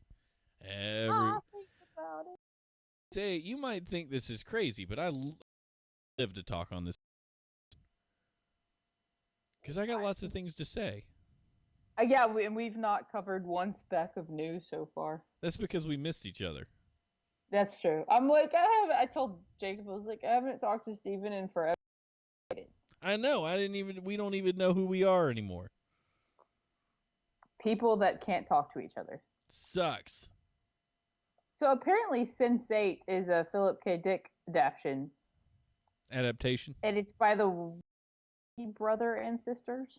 Yeah, they're the Wachowskis now because one of them's not a dude anymore. Yeah, well, I saw that on Netflix. I'm like, that looks cool, but I was watching Orphan Black, and I'm like, can't binge watch 12 different shows and still get things done. Yeah, you can't. I've been here sitting around doing nothing for like this afternoon. I was sitting there thinking I should write my book. I should do it. Yes. And then I didn't do it. Instead, I find myself browsing Reddit. You know what the coolest thing Jacob listens to NPR on his way to work a lot, and the guy that does he's the author of Goosebumps. R.L. Stine? He sits down. Yeah. Is he alive? Huh? He's alive still? Yeah, he's in it. He's in the Goosebumps movie. Wow. Actually, the Goosebumps movie is about. That's awesome. Yeah, but he says he sits down every day and writes 10 pages. And I'm like, that's wonderful. Like, you just sit down and you're like, okay, today 10 pages. And I'm like, when everything's set up perfectly and you're not getting interrupted, that's too terribly difficult to accomplish. I mean, when you're getting interrupted every 5 minutes or when you have a kid or, yada, yada, yada, then it's more difficult. But I'm sure he's got his life set up until he is not interrupted until those 10 pages are done. And that's what you need. You need that uninterrupted, non-distracted time. And the thing is, we have it. Believe me, you have it. Because I learned free time than I ever imagined before I had a child. I had so much. I didn't even know what to do with it. I had so much. I had free time. It's ridiculous. And then when you don't have it anymore, you realize, I tell you right now, your time, you've got so much time. And everybody, it's the equalizer. It's the great equalizer. Everyone on the planet is given 24 hours in a day to do something, to do anything at all. Pick something. What do you want to do? And we all have that by it. And you need to realize that you've hours set aside in the day. It's just, are you going to shower? Are you going to brush your teeth? Are you going to do that? Are you going to vacuum? Or are you going to just sit down and do something that brings you happiness, like write 10 pages? Like, maybe I'll just sit down and write 10 freaking pages a day with my hour or two that I need for that. Well, I promise it takes more than an hour to write 10 pages. Oh, no, I know.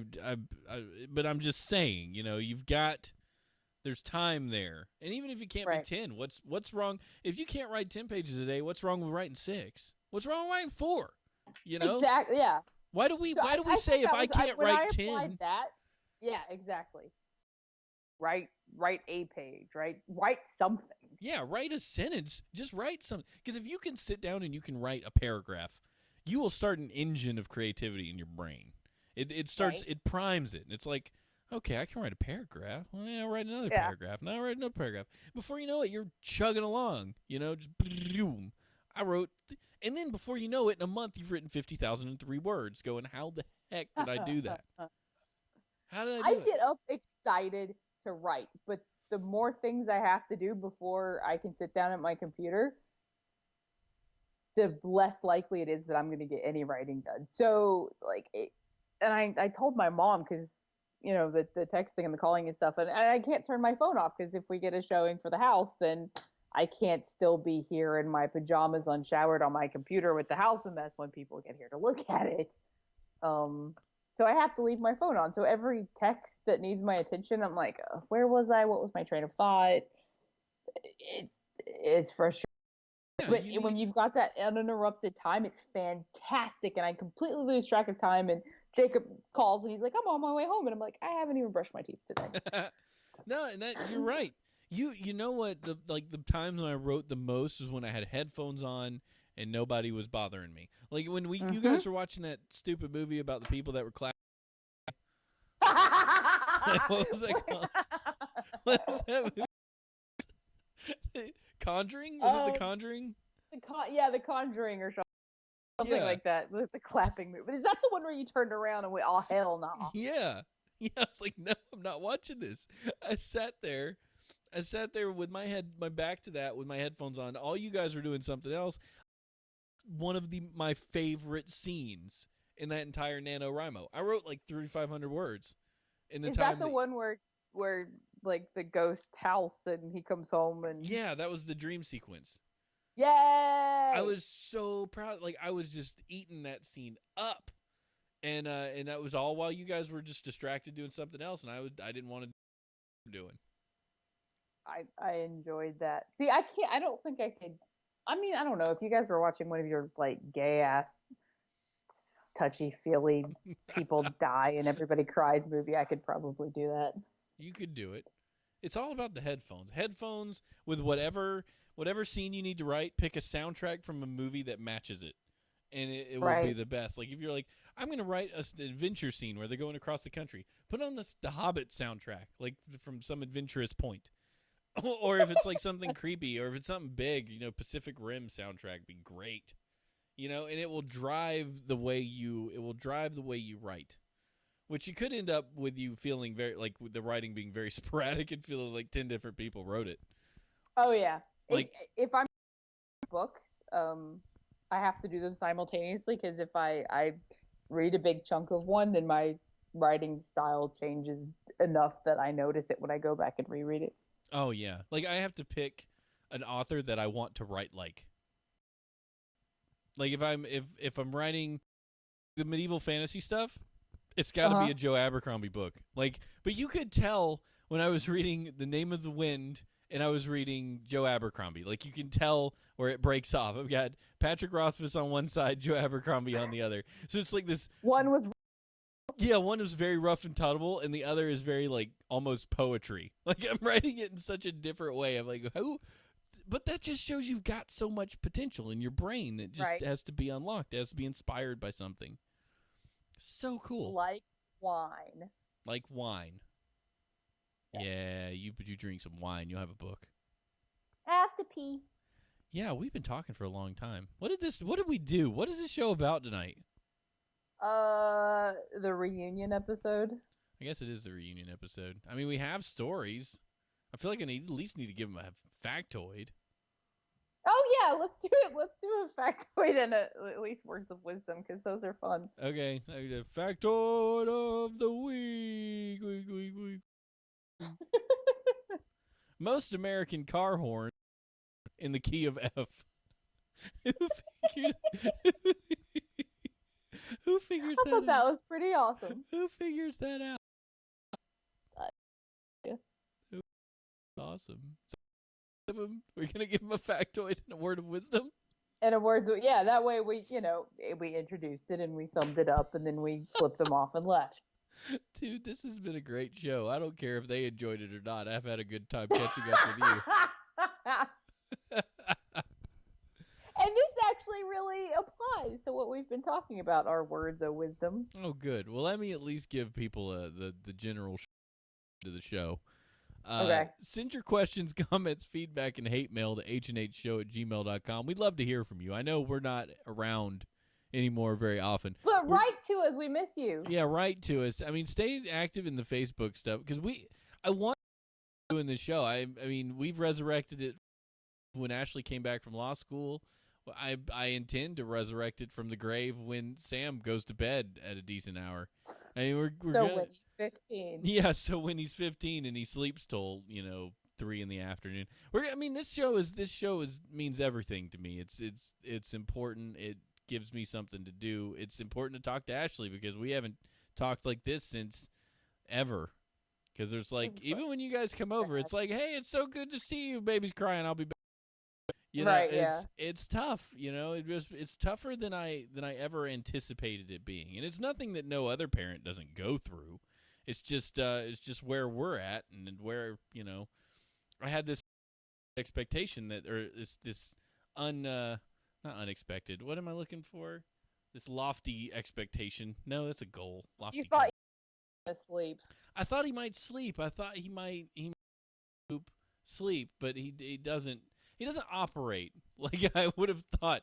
I've gone through the owner's manual multiple times trying to figure out how to make him operate like the babies used to. It doesn't work that way. So, but he's fantastic. He's amazing.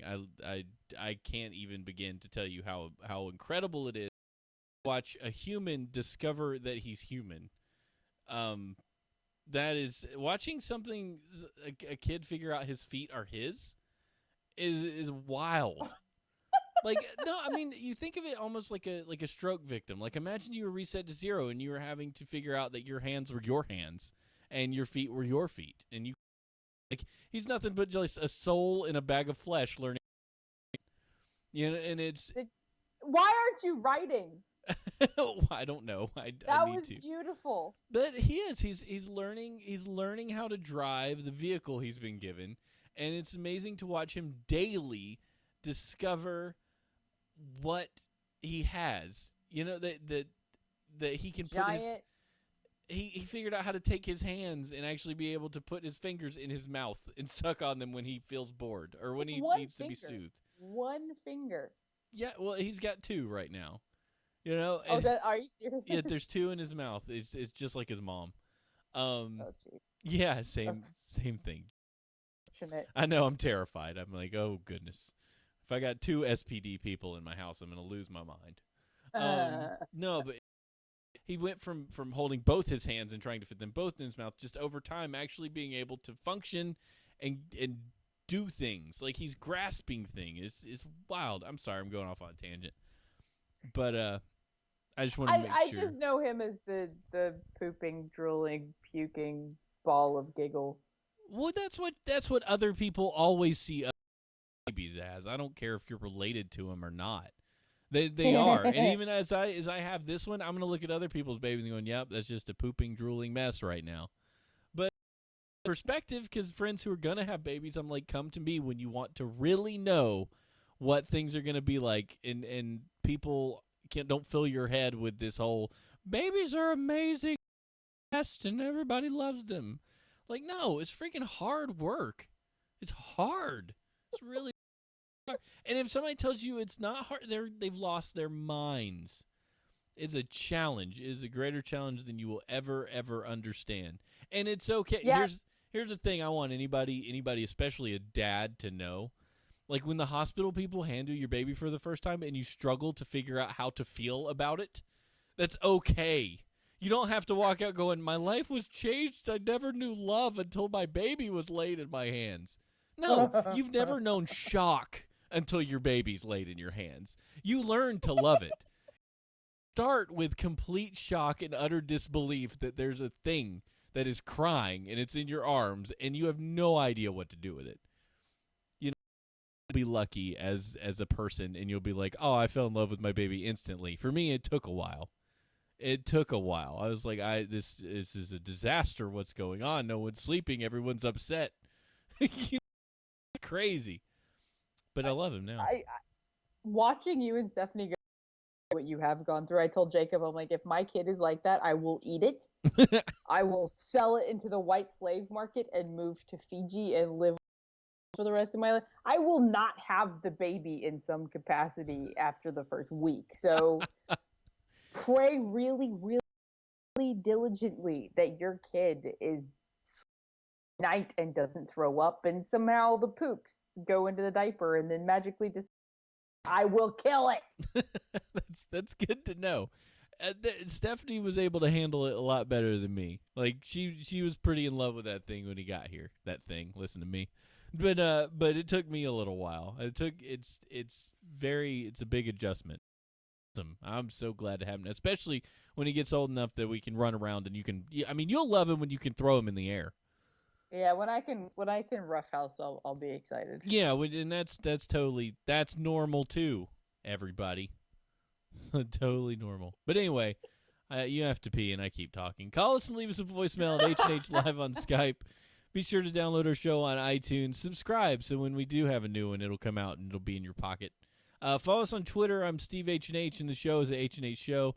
And you can always donate to us through Patreon. Again, I think I offered to Mark and Brad, our two wonderful Patreon subscribers, that if they would like a refund for the months that we haven't done a show, please just let me know. And I know hopefully you've frozen payments by now so you can come back when we're actually legitimately giving you every week content. So right now, you know what?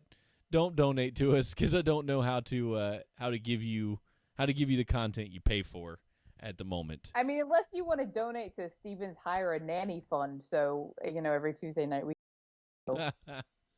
Yeah, we'll figure something out. I want to do a show, and we're gonna get back there. Just bear with us.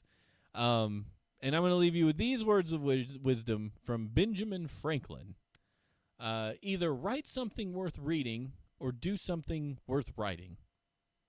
That's awesome. That's kind of how did we do that? I didn't even know that was the factoid. And Yeah, we talked about writing stuff the whole time. That's cool. All right, ladies and gentlemen. Well, we love you. Again, I don't have any music because I don't have any of my stuff. So we're just going to have to make sure. You should sing. Okay, thank you. We'll see you next time right here on Horseshoes and Hand Grenades. Bye. Beep, beep, beep, beep. It's been too long since I've heard the theme. Yeah, we're just gonna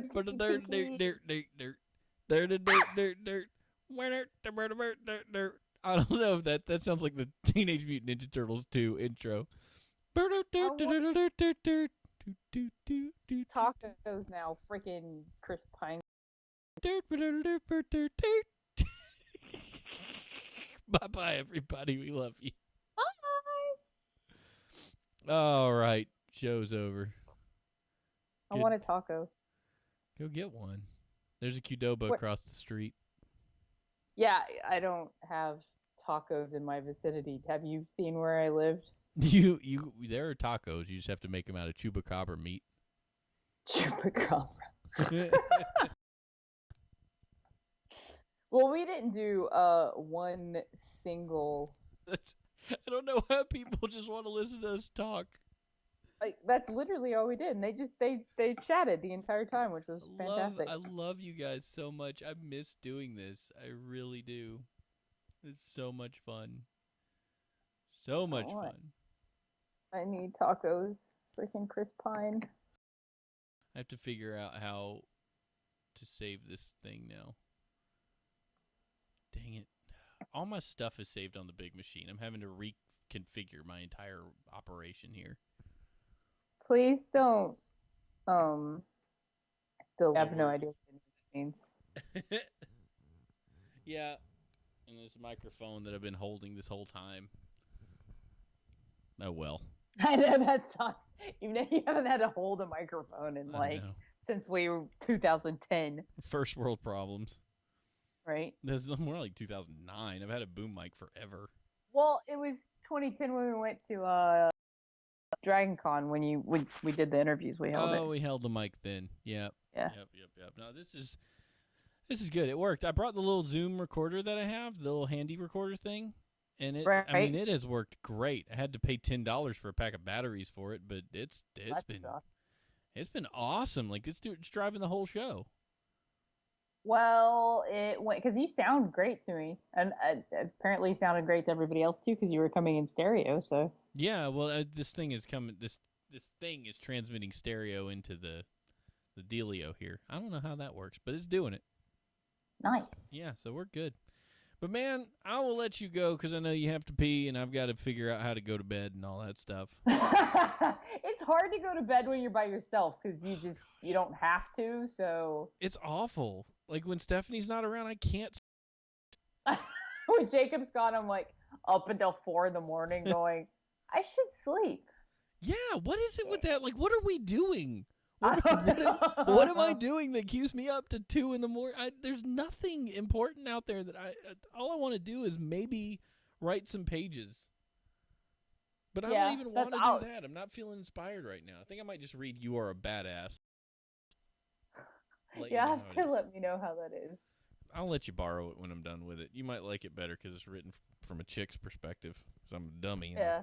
I don't pay attention. It always throws me off when I see her and she instead of he and him. Yeah, so here's the thing, too. I'm practicing this new idea, and it's done me really well so far. And the times I haven't done it, it's weighed on me.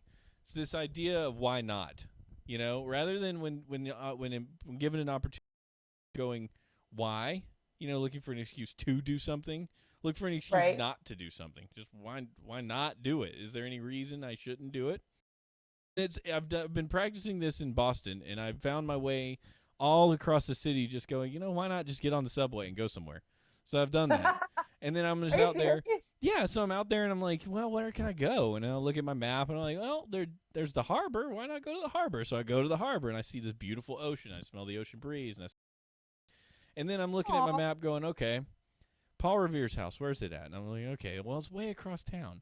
But I said, what's stopping me from going way across town? Who cares? So I just wandered to Paul Revere's house. And I walked all over these weird alleyways in Boston because I got lost and took a wrong turn. But I found my way to Paul Revere's house. And then, it's been enlightening. And then Mike's Pastries yesterday to get some cannolis. And I meant to tell the story on the show and didn't. But I was wearing my Durham Bulls hat. And for whatever reason, anytime I wear a Durham Bulls hat, everyone who isn't from Durham thinks it's the Denver Broncos. And so there's that big Deflategate deal, which I hate the name of, but Tom Brady deflated the footballs, Right. And so I'm in Mike's Pastries, and the guy I said, I want 2 plain cannolis, and he puts them on the table. He says, here's the thing, I'm going to buy your cannolis. And I was like, wait, what? He's like, I'm going to buy your cannolis. He said, but you got to do one thing for me. He said, you have to turn around, state your name, lift your hat in the air, and say, Tom Brady is innocent. I say, I am a Denver Broncos fan, and Tom Brady is innocent. He said, you have to say it loudly. And I'm just in this place with all these people. It's so crazy. And I'm sitting there going, this hat is a Durham Bulls hat. But I was trying to decide, do I want to have the argument and tell him that this is a Durham Bulls hat, not a Denver Broncos hat, or just want to graciously decline? And so I went ahead and just said, "No, man, I can't do it." And he said, $7. Okay. And I paid for him, and I walked out going, why the heck did I not just turn around, stupid hat in the game, and yell that this Tom Brady's in it? Because I don't care. I'm not a football fan.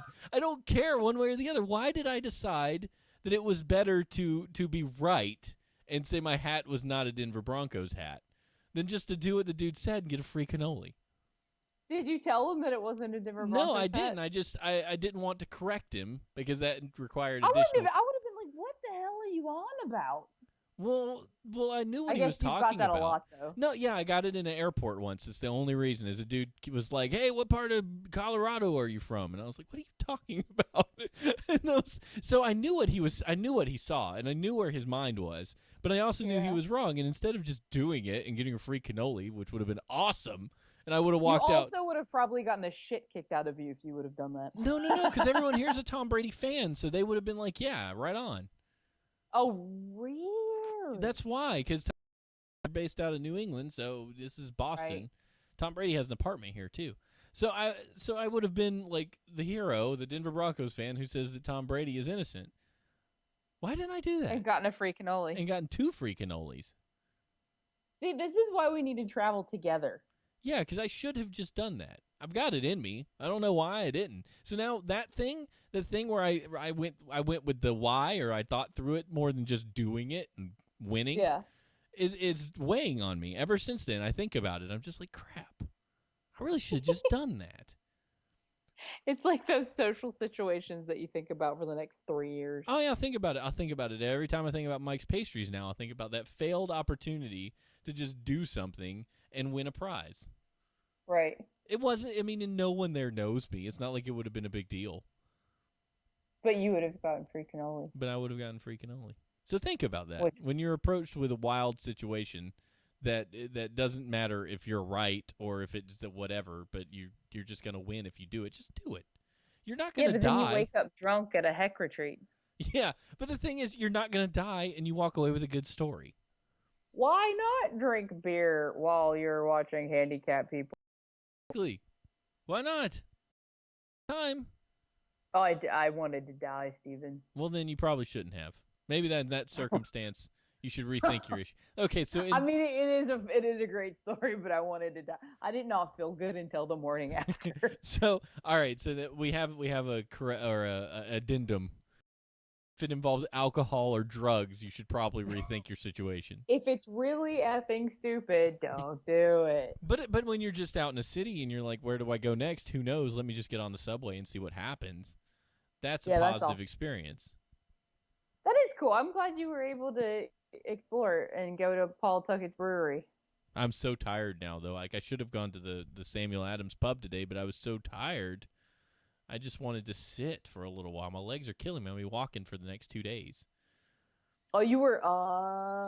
So what was the like? Did you have fun at the actual convention thing, or? Today was the big kickoff for it, and I had to do some work during the keynotes for my real job. So like I streamed the keynote sessions and I worked my actual job. I didn't get to go. So, but tomorrow's when all the actual stuff really starts. I thought today was the important day I needed to be here. And you do need to be here to register, so I did it right, but I came a day earlier than I really had to. I could have got here this morning and it would have been enough time. But I would have got to see Boston, so yeah, I was gonna say, yeah, but you got to piddle around, so that's extra cool. Yeah, and I still got to talk to some Red Hat people. If it wasn't conference related, I've learned some stuff already. That's awesome. Yeah, you said you were networking. I am trying to see if the people that if it's worth trying to go work where the people are. Really? Yeah. Where do they work? They all work at the people I'm hanging with work at Red Hat. At Red Hat here? Yeah. My buddy Ryan is here, so I've been hanging with him, and he's been introducing me to some of his teammates. I thought Red Hat, they were saying Red Hat maybe wasn't the best place. Is it? Yeah, he loves it. Maybe I know SAS like apparently just babies you out the butthole. Yeah, SAS really likes you. they take care of you. Like they give you your own employee bathroom with like a shower and like Harry Potter bathroom. Well, I'm making that up. I have no idea. I hear it's a very nice place to work, so I might try that one too. Who knows? But I'm going to stick with where I'm at. I've got a new job I'm going to, and my boss told me today, he's like, hey, I moved you down the hall a few offices. And I was like, okay. And he said, there's better furniture, there's a conference table, and it's a bigger room. And I was like, oh. Nice. Well, good, because the furniture really bummed me out when I saw my new office. It was like metal. Really? It was like metal morgue furniture. I'm pretty sure if you walked around it funny, you could cut your leg open. It was like, oh, no! It was that like kind of metal. Middle school crap? Yeah, like if you tap on it, you all over the room, just ting, ting, ting. It was that kind of metal. Good. Okay. Yeah, so apparently he's got me a spot with some nicer furniture, and I'm like, okay, because that was really messing me up. I was like, what have I done? I'm going to go work in this dungeon torture furniture. Why am I working in the 50 Shades of Grey office? And the thing is, you wouldn't think it would be a big deal, but when you spend 40 hours of your week there, if not more, that's a significant portion of your life. And are you bringing like your standing desk there? I don't have my standing desk at work anymore. It wasn't ergonomic. So really? The issue was when I stood, it didn't come up high enough, so I'm either going to get carpal tunnel syndrome or back problems.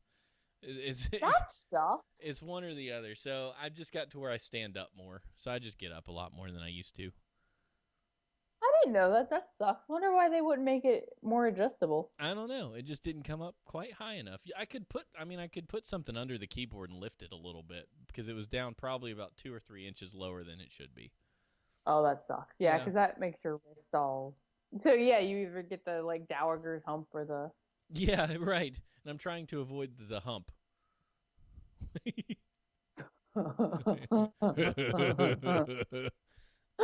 Trying to avoid the hump. Yeah. But no, I think it's gonna work out. But think about that when you look for a job. Like that's 40 hours of your life a week. Like there's no reason to not be happy or not be comfortable. Like the workplace, if they like you, owes it to you to provide you with some general comforts. You That's know? actually incredibly, I yes, and not working at a kitchen table and as your office space with food and sinks and people interrupting you every 5 seconds. Yeah, Yeah, you need a space. I mean, it's just you can't. Don't look at jobs like when you go out for a job. Don't look at it as like you need them. I mean, maybe you need them, but for people because they need people. They need you.